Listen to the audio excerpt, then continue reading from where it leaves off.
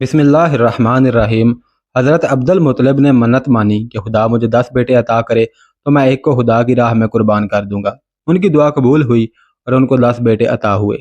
اب جب وہ بڑے ہو گئے تو بیٹے کی قربانی کا وعدہ پورا کرنا یاد آیا۔ آپ نے قرعہ ڈالا تو عبداللہ کا نام نکلا۔ لوگوں نے شور مچا دیا کہ عبداللہ کو قربان نہ کریں۔ آپ نے کہا کہ میں نے خدا سے نظر مانی تھی، اب میں کیا کر سکتا ہوں۔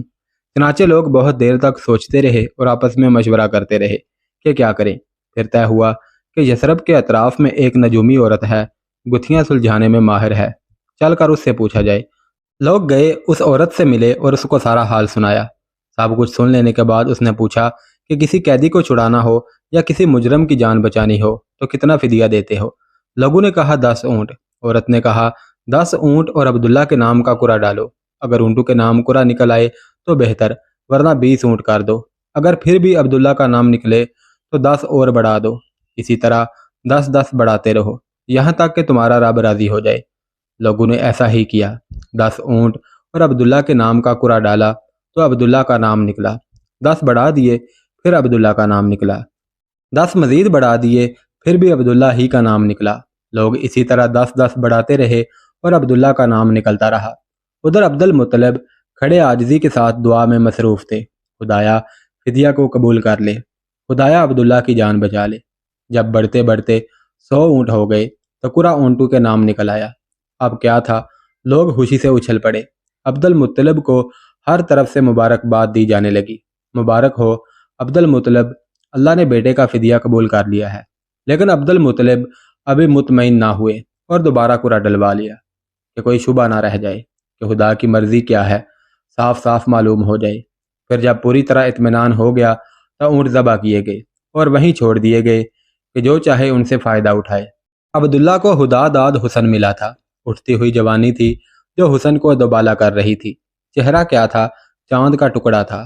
ہر دیکھنے والی آنکھ ان پر فدا تھی اور بتھیری عورتیں ان سے شادی کی آرزو مند تھی۔ نظر والا واقعہ ہوا تو گھر گھر اس کا چرچا ہو گیا۔ اس سے ان کی عظمت اور بڑھ گئی اور سب دل و جان سے انہیں چاہنے لگے۔ چنانچہ بہت سی عورتوں نے نکاح کی خواہش کی اور کوشش بھی، لیکن یہ شرف سب کو کیسے ملتا کہ وہ ایک ہی قسمت میں تھا۔ ان کے بیٹے کی ماں کون ہوگی، یہ بھی خدا کے یہاں طے تھا۔ ان کی شادی آمنہ سے ہوئی جو قریش کی سب سے معزز خاتون تھی اور بنی زہرہ کے سردار کی بیٹی تھی۔ باپ نے بیٹی کی طرف سے نکاح کا پیغام دیا۔ آمنہ کے گھر والوں نے اسے باعث شرف سمجھا اور خوشی خوشی تیار ہو گئے۔ پھر چٹ پٹ شادی ہو گئی۔ دستور تھا کہ دولہا شادی کے بعد 3 دن سسرال میں رہتا۔ عبداللہ بھی 3 دن سسرال میں رہے، پھر گھر چلے آئے، ساتھ میں دلہن بھی آئی۔ اس وقت عبداللہ کی عمر تقریباً 17 سال تھی۔ شادی کو ابھی کچھ ہی دن ہوئے تھے۔ تاجروں کا ایک کارواں شام جا رہا تھا، اس کے ساتھ عبداللہ بھی ہو لیے۔ پھر واپسی میں مدینہ سے گزرے، یہاں ان کے باپ کا ننیال تھا۔ تھکے تو تھے ہی، دم لینے کے لیے ٹھہر گئے۔ اتفاق سے بیمار پڑ گئے۔ ساتھیوں نے انہیں وہیں چھوڑ دیا اور مکہ کا رخ کیا۔ وہاں پہنچ کر باپ کو بیماری کی خبر دی۔ عبد المطلب نے بیماری کا حال سنا تو فوراً بڑے بیٹے حارث کو مدینہ دوڑایا کہ وہاں جا کر بھائی کی تیمارداری کرے اور جب وہ اچھے ہو جائیں تو اپنے ساتھ لے کر آئیں۔ لیکن افسوس، حارث نے اپنے بھائی عبداللہ کو نہ دیکھا۔ وہ انہیں اپنے ساتھ مکہ نہ لائے کہ باپ کی آنکھیں ٹھنڈی ہوتی، دلہن کے دل کو قرار آتا اور قوم کی تسکین کا سامان ہوتا۔ کیا کرتے، قسمت ہی میں نہ تھا۔ کچھ دن پہلے ہی عبداللہ کا انتقال ہو چکا تھا اور جسم سپرد خاک ہو چکا تھا۔ باپ سے دور، دلہن سے دور، قوم سے دور دور، بہت دور۔ حارث واپس آئے تو عبداللہ کی بجائے عبداللہ کی موت کی خبر لائے۔ کیا معلوم تھا کہ شام کا یہ سفر آخرت بننے والا ہے، اور جہاں عبداللہ کی جان بچانے کی تدبیر کا سراغ لگا تھا وہیں اللہ کا فرشتہ پروانہ موت لے کر اترنے والا ہے۔ مدینہ جہاں سے لوگ کل عبداللہ کی نئی زندگی کا پیغام لے کر آئے تھے، آج وہیں سے عبداللہ کی وفات کی حسرت ناک خبر آ رہی تھی۔ خبر بڑی دردناک تھی۔ نوجوان کی موت، وہ بھی عبداللہ جیسے نوجوان کی۔ جس نے سنا تڑپ اٹھا۔ عبداللہ نے نئی زندگی پائی تھی تو ان کی جان بچنے پر سب کو غیر معمولی خوشی ہوئی تھی۔ اچانک موت کی خبر سن کر لوگوں کو غیر معمولی رنج ہوا۔ ساری قوم سوگوار تھی، ہر طرف اداسی چھائی ہوئی تھی۔ بوڑھے باپ پر تو رنج و غم کا پہاڑ ٹوٹ پڑا۔ صدمہ سے دل پاش پاش ہو گیا۔ عبداللہ کی موت پر صبر آئے تو کیسے؟ اور آمنہ کا تو سہاگ ہی اجڑ گیا، دل کی دنیا ویران ہو گئی، سارے ارمان حسرتوں میں تبدیل ہو گئے۔ کتنی امیدیں تھیں جو ہاک میں مل گئیں، کتنے حسین خواب تھے جو شرمندہ تعبیر نہ ہو سکے، کتنی آرزوئیں اور تمنائیں تھیں جو سینے ہی میں دفن ہو کے رہ گئیں۔ کل جو خاتون قریش کی نازنینوں کی نگاہ میں قابل رشک بنی ہوئی تھی، آج اس کی حالت قابل رحم تھی۔ جو سر دوسرے سروں کے درمیان شرف و عزت سے اونچا ہو رہا تھا، آج وہ رنج و غم سے وبال دوش بنا ہوا تھا۔ عبداللہ کا انتقال ہوا تو آمنہ امید سے تھی۔ اللہ کی قدرت، کچھ ہی پہلے حبل دیوتا عبداللہ کی جان لینے پر تلے ہوئے تھے، مگر اللہ نے انہیں بھینٹ چڑھنے سے بچا لیا۔ اس وقت تک ان کے پاس اللہ کی ایک عظیم امانت تھی، انسانیت کی سب سے بیش قیمت متاع تھی۔ جب تک وہ کسی اور کے سپرد نہ ہو جائے، ناممکن تھا کہ عبداللہ اس دنیا سے چلے جائیں۔ اب وہ امانت آمنہ کو سونپی جا چکی تھی۔ عبداللہ سے اللہ کو جو کام لینا منظور تھا وہ پورا ہو گیا، تو اللہ نے انہیں اٹھا لیا۔ اب کوئی فدیہ کام نہیں آ سکتا تھا، تقدیر کا فیصلہ اٹل تھا۔ دوشنبہ کا دن تھا اور ربیع الاول کی 12 تاریخ تھی کہ آمنہ کے یہاں ولادت ہوئی۔ نومولود بچہ بہت ہی خوبصورت تھا، چاند بھی اس کے سامنے پھیکا تھا۔ آمنہ نے اپنے خسر عبد المطلب کو خبر کی کہ آ کر پوتے کو دیکھ لیں۔ عبد المطلب دوڑے ہوئے آئے اور نظر پڑتے ہی کھل اٹھے کہ ایک تو لڑکا تھا اور وہ بھی عبداللہ کا۔ وہ خوشی سے نہال ہو گئے، چنانچہ بچہ کو گود میں لیا، سینے سے لگایا، ماتھے پر بوسہ دیا، پھر اسے لیے ہوئے کعبہ پہنچے، اس کا طواف کیا اور بچے کا نام محمد رکھا صلی اللہ علیہ وسلم۔ محمد کے معنی ہے ہر لحاظ سے قابل تعریف، وہ جسے سب پسند کریں، سب اچھا کہیں۔ پھر ولادت کے 7ویں دن عبد المطلب نے اونٹ ذبح کرایا اور قریش کی دعوت کی۔ لوگ کھانے سے فارغ ہو گئے تو کسی نے پوچھا، عبد المطلب کیا وجہ ہے کہ آپ نے پوتے کا نام محمد رکھا، خاندانی نام کیوں نہیں رکھا؟ عبد المطلب بولے، میں نے چاہا کہ آسمان پر بھی اس کی تعریف ہو اور زمین پر بھی، خالق کو بھی وہ پیارا ہو اور خلقت کو بھی۔ قریش میں اونچے گھرانوں کی عورتیں اپنے بچوں کو دودھ خود نہیں پلاتی تھیں، دیہاتوں سے دائیوں کی ٹولیاں آتیں، وہ بچوں کو اپنے یہاں لے جاتی، ان کو دودھ پلاتی، ان کی پرورشوں پرداخت کرتی، پھر جب وہ بڑے ہو جاتے تو واپس کر جاتی اور دوسرے بچے لے جاتی۔ اس سے بچے خوبصورت، تندرست رہتے اور فصیح عربی بھی سیکھ لیتے۔ مگر دائیوں کے آنے کے موسم متعین تھے۔ محمد صلی اللہ علیہ وسلم کی ولادت ہوئی تو اس وقت کوئی دائی نہ ملی۔ عبداللہ کا بھائی تھا ابو لہب، اس کی ایک باندی تھی سویبہ۔ 2-3 دن آمنہ نے خود دودھ پلایا، پھر بچے کو سویبہ کے حوالے کر دیا کہ جب تک کوئی دائی نہ ملے اس کو وہ دودھ پلائے۔ سویبہ نے بس کچھ ہی دن دودھ پلایا تھا کہ قبیلہ بنی سعد کی دائیاں آ گئیں۔ دائیاں بچے تلاش کرنے لگیں، وہ گھروں میں جاتی، ماؤں کو اپنی خدمات پیش کرتی، مائیں جس کو پسند کرتیں اپنا بچہ اس کے حوالے کر دیتی۔ ساری ماؤں نے دائیاں چن لیں اور ساری دائیوں کی گودیں بھر گئیں۔ ہاں، صرف ایک دائی رہ گئی، اس کو کسی نے نہ پوچھا، اس لیے کہ وہ ذرا کمزور اور لاغر تھی، مفلسی کا بھی شکار تھی۔ یہ تھی ابو زویب کی بیٹی حلیمہ، اور بچہ بھی صرف ایک ہی رہ گیا تھا کہ دائیاں اس سے دور ہی دور رہیں اور کوئی اسے لینے کے لیے تیار نہ تھی۔ وہ بچہ تھا عبداللہ کا بیٹا محمد صلی اللہ علیہ وسلم۔ دائیوں نے سنا کہ محمد یتیم ہے، باپ کے سایہ سے محروم ہے، اس لیے انہوں نے اس کی طرف توجہ نہ کی، کہ انہوں نے اس کی پرورش کو حقیر جانا اور اس کو دودھ پلانا بے سود سمجھا۔ وہ بولیں، اس یتیم کو لے کر کیا کریں، اس کا دادا ہمیں کیا دے گا، ماں سے بھی کیا مل جائے گا۔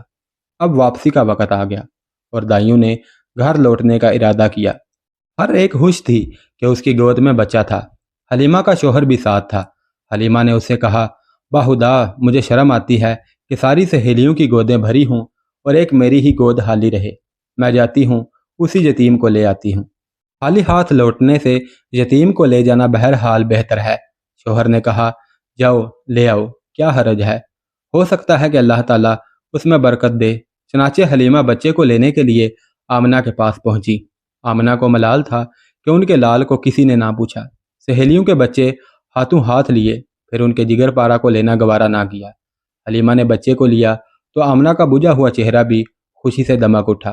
حلیمہ نے محمد صلی اللہ علیہ وسلم کو چھاتی سے لگایا اور منہ میں سوکھی پستان دے دی جس میں دودھ برائے نام ہی تھا، لیکن حلیمہ کی حیرت کی انتہا نہ رہی۔ پستان منہ میں دیتے ہی انہیں ایسا معلوم ہوا جیسے دودھ کی سوتیں جاری ہو گئی۔ یکا یک چھاتی بھر گئی، بچہ دودھ پی رہا تھا اور دودھ اس کے منہ سے ٹپکا پڑ رہا تھا۔ محمد سیر ہو چکے تو حلیمہ کے بچے نے بھی جی بھر کر پیا، حالانکہ اس سے پہلے تنہا اس کے لیے دودھ ناکافی ہوتا تھا۔ پیتا تھا لیکن کبھی سیر ہونے کی نوبت نہ آتی تھی۔ چھاتی چوستا اور چوس کے رہ جاتا۔ حلیمہ کی ایک اونٹنی تھی، دبلی پتلی، بالکل مریل۔ بھوک لگی تو شوہر اسے دوہنے اٹھے، آنکھیں پھٹی کی پھٹی رہ گئیں۔ وہ تھن جو ہمیشہ سوکھا رہتا آج بالکل بھرا ہوا تھا اور دودھ خود بہت ٹپکا پڑ رہا تھا۔ شوہر نے خود بھی پیا، بیوی کو بھی پلایا، دونوں نے جی بھر کر پیا۔ رات ہوئی تو دونوں نے بچوں کو پہلو میں سلا لیا، پھر خود بھی سو رہے۔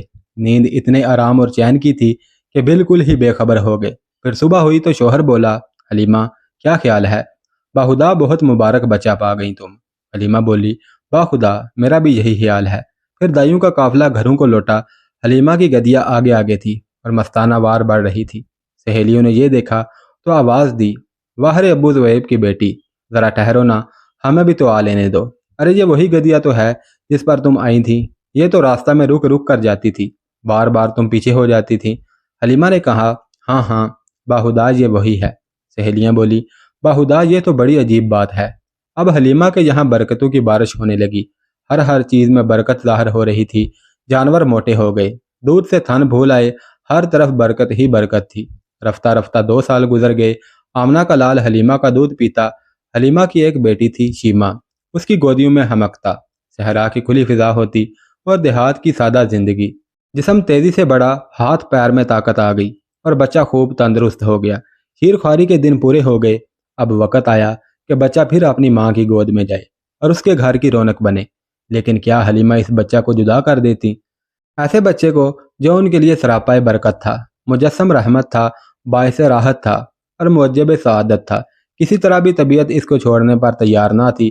تمنا تھی کہ کچھ دن وہ ساتھ رہے، کہ برکتوں کا سلسلہ تا دیر قائم رہے۔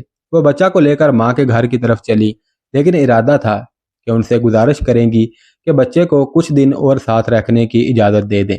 چنانچہ وہ آمنہ کے پاس آئیں اور بولیں، مجھے اندیشہ ہے کہ اگر بچہ ابھی سے مکہ میں رہ گیا تو کہیں یہاں کی آب و ہوا سے کوئی نقصان نہ پہنچ جائے۔ کیوں نہ آپ کچھ دن اور ہمارے یہاں رہنے دیں، ذرا اور بڑا ہو جائے پھر آ جائے گا۔ اس طرح حلیمہ آمنہ سے ضد کرتی رہیں، فہم اصرار کرتی رہیں، طرح طرح سے مناتی رہیں، مکہ کی آب و ہوا سے ڈراتی رہیں، یہاں تک کہ وہ تیار ہو گئیں۔ اب کیا تھا، حلیمہ کا دل خوشی سے باغ باغ ہو گیا، آنکھیں چمک اٹھیں اور چہرہ دمک اٹھا، اور وہ بچے کو لے کر پھر اپنے گھر آ گئیں۔ محمد صلی اللہ علیہ وسلم پھر اسی صحرا میں آ گئے۔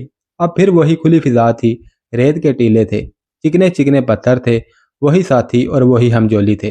محمد صلی اللہ علیہ وسلم پھر اسی طرح پتھروں سے کھیلتے، ریت پر اچھلتے اور بچوں کے ساتھ ادھر سے ادھر دوڑتے۔ محمد صلی اللہ علیہ وسلم اب 5 سال کے ہو گئے۔ حلیمہ سے جدائی کی ساعت پھر آن پہنچی۔ محمد صلی اللہ علیہ وسلم سے حلیمہ کو بے حد محبت تھی۔ وہ سچ مچ ان کی آنکھوں کی ٹھنڈک تھے، ان کے دل کا سکون تھے۔ محمد صلی اللہ علیہ وسلم کو بھی حلیمہ سے بے انتہا محبت تھی۔ نبوت ملنے کے بعد جب وہ آپ کے پاس آئیں تو آپ صلی اللہ علیہ وسلم میری ماں کہہ کر لپٹ گئے۔ حلیمہ کے لیے محمد صلی اللہ علیہ وسلم کی جدائی سہان روح تھی، لیکن کرتی کیا کہ اب گھر پہنچانا ضروری تھا، مزید روکنا ممکن نہ تھا۔ پھر ایک وجہ اور بھی ہوئی جس کی وجہ سے حلیمہ نے اور جلدی کی۔ ایک روز وہ بیٹھی ہوئی تھیں اور ساتھ میں محمد صلی اللہ علیہ وسلم بھی تھے کہ اتنے میں حبشہ کے کچھ عیسائیوں کا گزر ہوا۔ بچے پر نظر پڑتے ہی وہ ٹھہر گئے، قریب آئے اور بڑے غور سے دیکھنے لگے، ایک ایک چیز کا جائزہ لینے لگے۔ حلیمہ سے پوچھا بھی کہ کیسا بچہ ہے یہ؟ پھر وہ آپس میں باتیں کرنے لگے، اس بچے کو لے لیں، اس کو اپنے یہاں لے چلیں گے، یہ بچہ ایک عظیم انسان ہوگا، ہم خوب جانتے ہیں کہ یہ کیا بنے گا۔ حلیمہ ان کا مطلب سمجھ گئیں، ان کے ارادوں کو بھانپ گئیں، ان کی سازشوں سے گھبرا اٹھیں، ڈریں کہ کہیں سچ مچ وہ اسے چھین نہ لے، موقع پا کر اچک نہ لے یا کوئی آزار نہ پہنچا دے۔ چنانچہ وہ نظر بچا کر بھاگ کھڑی ہوئی اور بچے کو لے کر غائب ہو گئی، حالانکہ انہیں امید نہ تھی کہ اس طرح وہ بھاگ سکیں گی اور بچہ کو ان سے بچا سکیں گی۔ پھر جتنی جلدی ممکن تھا وہ آمنہ کے پاس پہنچی اور ان کی امانت ان کے حوالے کی، تب کہیں جا کر اطمینان کا سانس لیا۔ اب ماں کی ممتا تھی اور دادا کی سرپرستی، دونوں محمد صلی اللہ علیہ وسلم سے بہت پیار کرتے، ہمیشہ اپنی نظروں کے سامنے رکھتے اور ہر طرح سے آپ صلی اللہ علیہ وسلم کا خیال رکھتے۔ آپ صلی اللہ علیہ وسلم 6 برس کے ہو گئے تو ماں کا دل چاہا کہ چل کر شوہر کی قبر دیکھیں، चनाचे वो मदीना के लिए रवाना हो गईं और मोहम्मद सल्लल्लाहु अलैहि वसल्लम को भी लेती गईं। शोहर की एक बांदी थी, उम्मे ऐमन, वो भी सफ़र में साथ थी। वहाँ एक मशहूर ख़ानदान था, बनी नज्जार। मोहम्मद सल्लल्लाहु अलैहि वसल्लम के दादा की ननिहाल उसी ख़ानदान में थी, इसलिए बीबी आमना जाकर वहीं ठहरी। बीबी आमना मदीना पहुंची तो प्यारे बेटे को वो घर दिखाया जहाँ उसके प्यारे बाप ने वफ़ात पाई थी। वो जगह भी दिखाई जहाँ वो हमेशा की नींद सो रहे थे। आज पहला दिन था कि उस मासूम बच्चे ने यतीमी का मफहूम समझा। आज पहला मौका था कि उसके शीशा दिल पर रंजो गम का अकस पड़ा। वहाँ एक महीना गुजार कर बीबी आमना ने घर लौटने का इरादा किया और मोहम्मद सल्लल्लाहु अलैहि वसल्लम को लेकर मक्का के लिए रवाना हो गई। शोहर की तरह बीबी आमना भी बीमार पड़ गई। हुजफा से 23 मील पर एक गांव है अबवा, वहां पहुंची तो हालत नाजुक हो गई और फिर संभल ना सकी, वफात पा गई और वहीं दफन हो गई। अब्दुल्ला की वफात भी तो परदेश में हुई थी और दफन भी इसी तरह हुए थे, कौमो वतन से बहुत दूर। आप सल्लल्लाहु अलैहि वसल्लम यतीम थे, बाप के साय से महरूम थे। अभी उस यतीमी का शऊर ही हुआ था कि माँ भी दागे मुफारकत दे गई। बाप की कब्र देखी ही थी कि माँ की कब्र तैयार हो गई।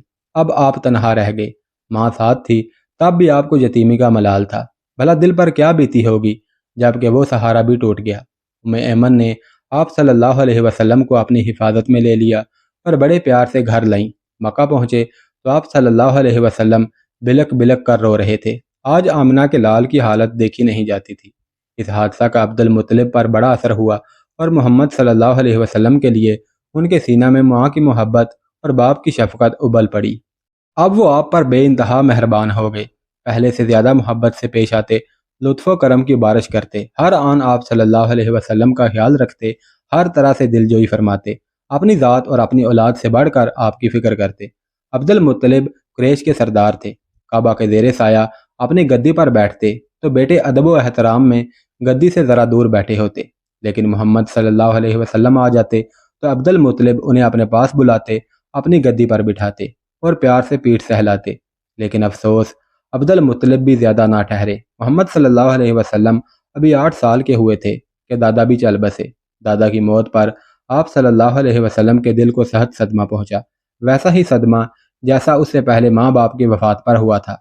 नहीं, दादा का गम माँ बाप से भी सवा था। अब आप सल्लल्लाहु अलैहि वसल्लम कुछ समझदार हो चुके थे, शऊर बेदार हो रहा था, जज्बात व एहसासात में वसअत और गहराई आ रही थी।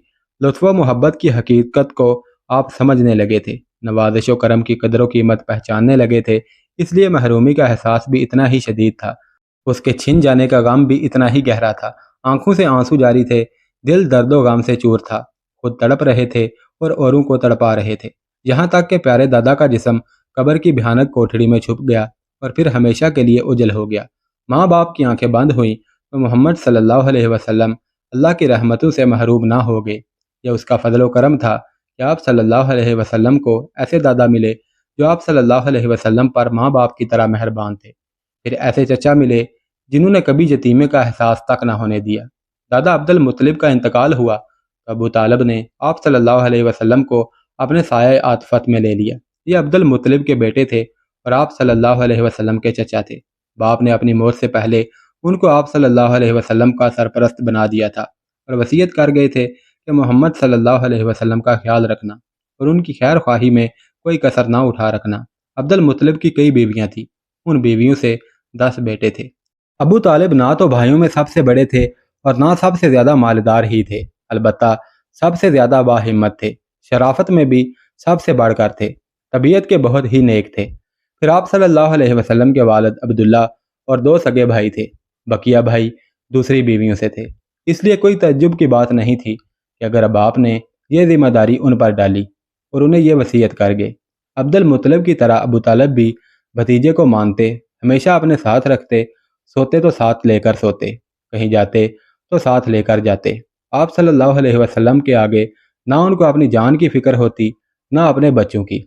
उनको आप सल्लल्लाहु अलैहि वसल्लम से इस कदर मोहब्बत क्यों थी? आप सल्लल्लाहु अलैहि वसल्लम दिन रात उनकी निगाहों के सामने रहते। वो देख रहे थे कि आप सल्लल्लाहु अलैहि वसल्लम के अंदर सच्चाई और ईमानदारी है, शराफत और पाकबाजी है। बात बात से जहानत का सबूत मिलता है। एक एक चीज़ सआदतमंदी और खुशबहती का पता देती है।